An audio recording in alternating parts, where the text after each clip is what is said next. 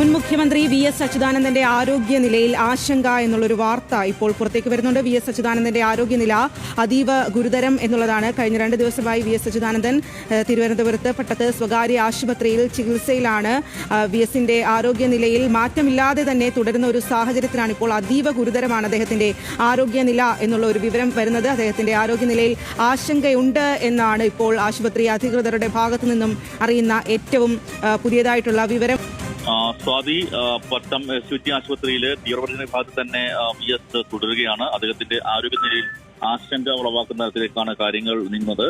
അദ്ദേഹത്തിന്റെ ശ്വസനം, അതുപോലെ തന്നെ രക്തസമ്മർദ്ദം, വൃക്കയുടെ പ്രവർത്തനമൊക്കെ യന്ത്ര സഹായത്തോടുകൂടി, ജീവനരക്ഷാ ഉപകരണങ്ങളുടെ സഹായത്തോടുകൂടി സാധാരണ നിലയിലാക്കാനുള്ള ശ്രമമാണ് ഇപ്പോൾ ഡോക്ടർമാർ നടത്തുന്നത്.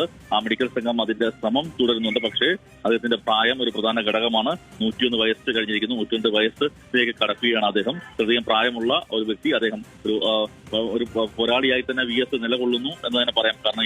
കാരണം 3 ഹൃദയാഘാതങ്ങളാണ് അദ്ദേഹം ഇപ്പോൾ അതിജീവിച്ചിരിക്കുന്നത്.